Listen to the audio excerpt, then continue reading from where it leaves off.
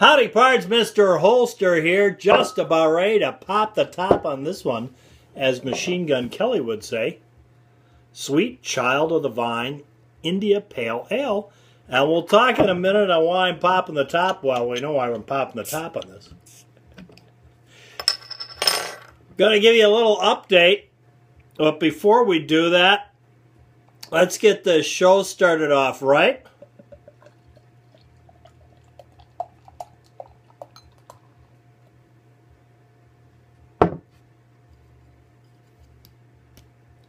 Spit it out. Spit it out. Oh, I didn't have my light on. Hang on.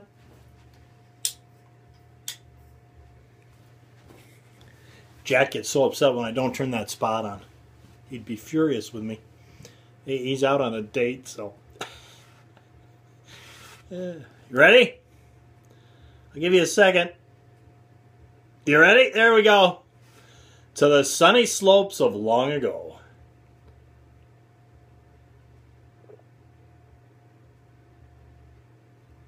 That doesn't heat you up and cool you down all at the same time. Got a little package in the mail. We're going to pop the top on this one too, as Machine Gun Kelly would say. And then we'll talk about the update and what happened today.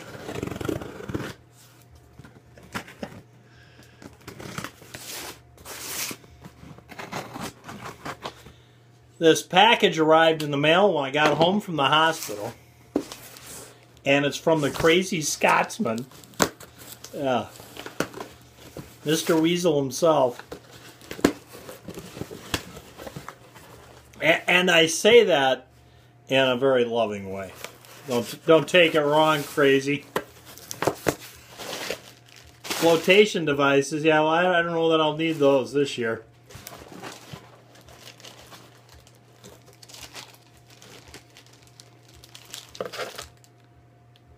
A mag pouch.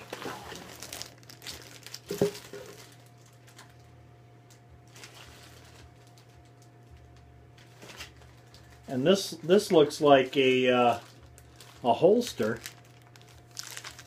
Kind of a universal style holster, kind of like the Colonel Cooper used to wear. And the name, that's escaping me at the moment. It's been a long day. I got to the hospital before 9 o'clock this morning. Didn't leave till 4:30. So, and bubble wrap. Oh my gosh! Look at all this stuff. Well, we'll get this. We'll get the box out of the way. It's like Christmas here at the ranch.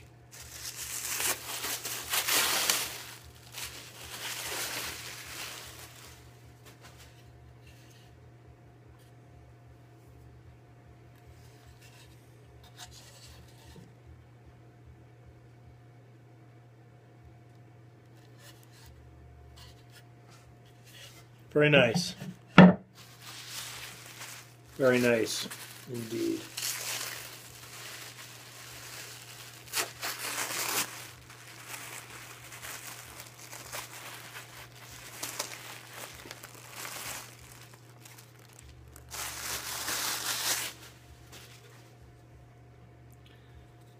The Crazy Scotsman. Did you know that there's a gene that's only found if you go way back in time before all the ethnic groups intermingled? This gene comes from Iceland. It's a gene that's only found in males in Iceland. That's the origin of this gene. And a little while ago they did a test in Scotland and they found that over 80% of the men in Scotland have this gene. I just want to throw that out, yeah, because I'm Icelandic, and I keep telling that to my wife, who's Irish, that's what the Icelanders used to do, is they used to go over to Scotland and Ireland and, for a lack of a better term, get lucky. Pillage and plunder. So yeah, Scotsman, there might be some hope for you. You really might be Icelandic. A magnet from Foreign and Domestic. his talk show with Alan, and a sticker from Foreign and Domestic. You really can't see it. You got to stick it. I'm going to put this on my golf cart. Put this one on my golf cart. Thank you. Allen B. Pro. I didn't finish that. And then last, but certainly not least,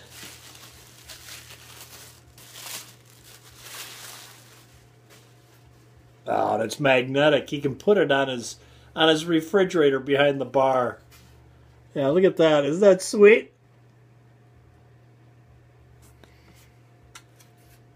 Thank you very much, Scotsman. You're the best kind of weasel there is. Okay. Now, I'm going to pop the top of my second beer for the day, which is my last beer for the day, and pour it in there. Well, I forgot to give Machine Gun Kelly his plug. As Machine Gun Kelly would say, I'll pop the top on this one. But I'm going to drink from the top of the glass. Some people look at a half-empty glass and they see a glass that's half-empty, and some people look at it and see one that's half-full. I just like to keep mine full.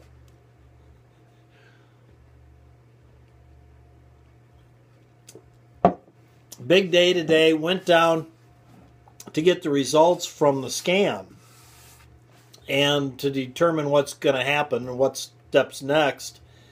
And the area where the lymph node that was taken out that had cancer is right here. I'd show you the scar, but you know, I don't want to get YouTube upset. Because I know how they get gals on there with bikinis, and they just demonetize those type of videos. So I'm pretty sure if I pulled my shirt up, yeah, I'm going to get demonetized for sure. Yeah. At any rate, besides, Cousin Jimmy's here tonight. He drove me back from the hospital, and quite frankly, I'm really uncomfortable with taking my shirt off around Cousin Jimmy. So the results of the scan showed that this is the big concern, is whether we need to remove those other 12 lymph nodes there or not. And the cancer in the one lymph node was 1 centimeter, and you can let it go and not remove them unless you find some other reason to. Protocol is now at this point, if when the tumor's that small that's found in the lymph node, is not to do any more removal unless you have some reason to believe you should. And that came back clean, so we don't have to do that. That's the good part.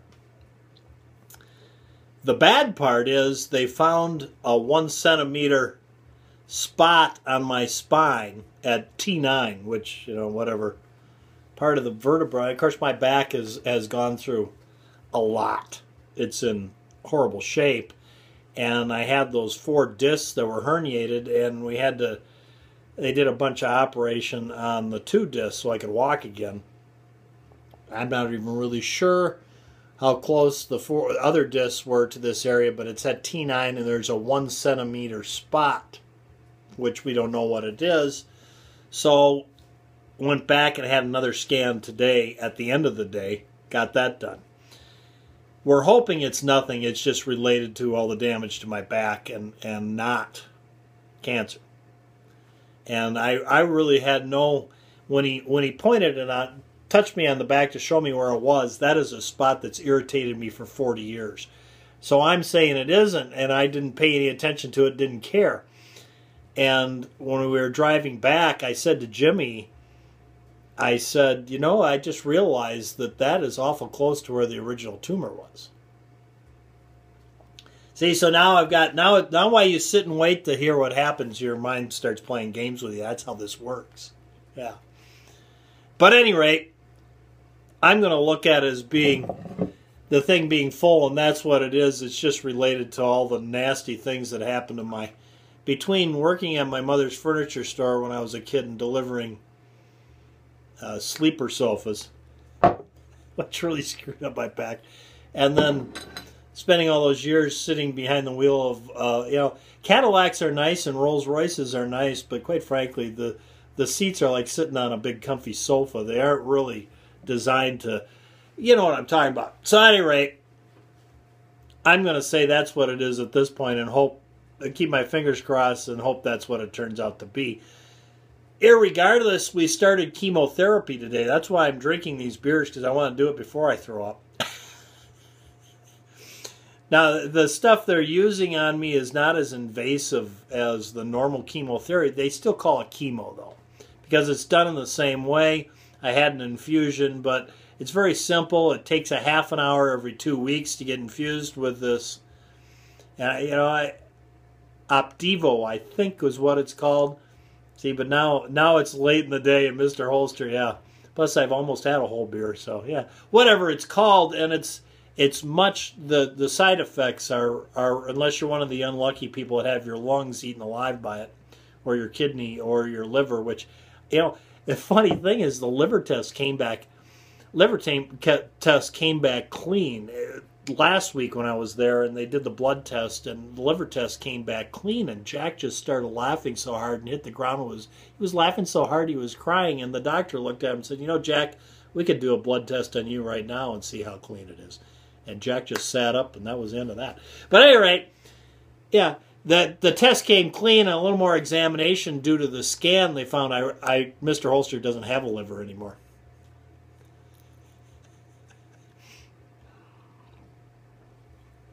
At any rate,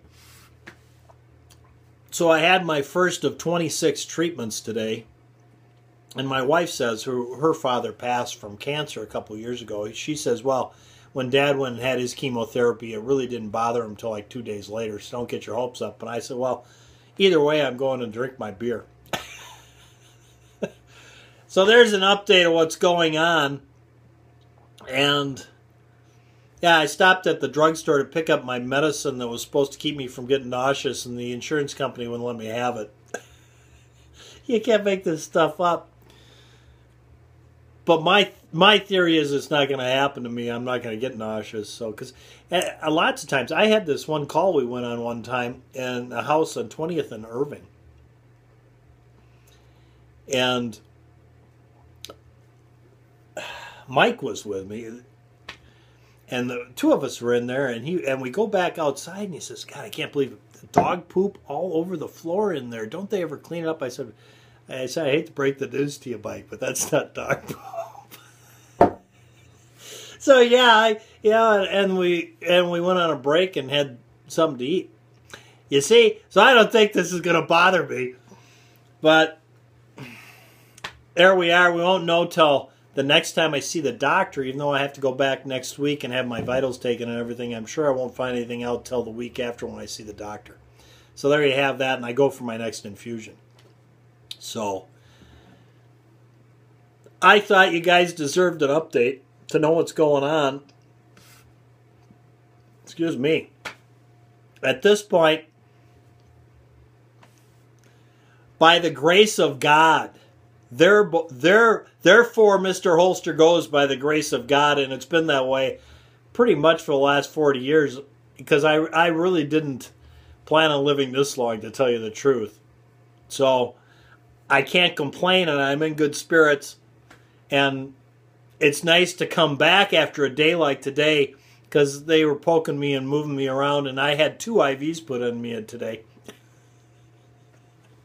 You would think at some point you could just put one in and leave it in all day long, and I've got black and blue marks. This one's almost gone from last week's experience, but the one up here, oh yeah. Well, that's not bad now. Well, it's still there a little bit. All right, I'm sure I'll be having those for the next year, left and right. That one last week, she poked me 8 times right there and couldn't get anything in. Blood was coming out, but she couldn't put anything in. And so then they tried to put an IV over here and couldn't do it after 3 pokes. And then here, on the second poke, they got it. Yeah, so, you know, But thank you, Crazy, for sending me this stuff. And I'll do an update video, Crazy, when I get everything put where it's supposed to be, or watch my videos, Crazy. I know you're a busy guy, and you'll see your stuff, because I'll every time I do a video, if I'm where, like at the shooting range with the golf cart, I'll point out the thing and say, this is where I put it. There you go. And maybe Jack will even do a video on where he, you know, he's got that bar in his bedroom. Guy's got a problem.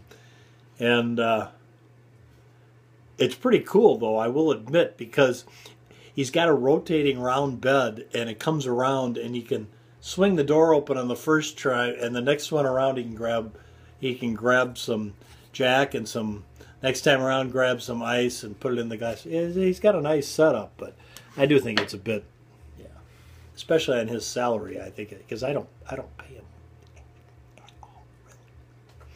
Thanks for tuning in, guys. That's 16 minutes of your life you'll never, ever, ever get back again. Watching Mr. Holster and listening to his day, which really wasn't all that exciting. But I say, if you can't laugh at life, there's either some, yeah. Jonathan Winters said this, and I'll leave you with this. Jonathan Winters, I watched him in an interview one time, and he said the scariest thing to him was meeting a person that had no sense of humor. And I'm starting to get that, because I believe it or not, I get a lot of responses on my videos where, you know, people think I'm serious. Well, there you go. Till next time, from Mr. Holster and Jack, that's 16 minutes and 57 seconds of your life you'll never get back again. Now go out and stay safe.